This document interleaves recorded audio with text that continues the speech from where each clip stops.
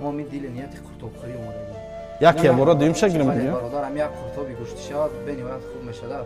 شد تمام اکا قرطوی گوشه چای سیاه کبود لیمون چای. یک لیمون چای شاب. لیمون چای.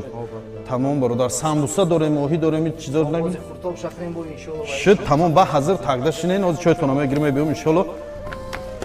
برادر بلوگی رایستی آخه.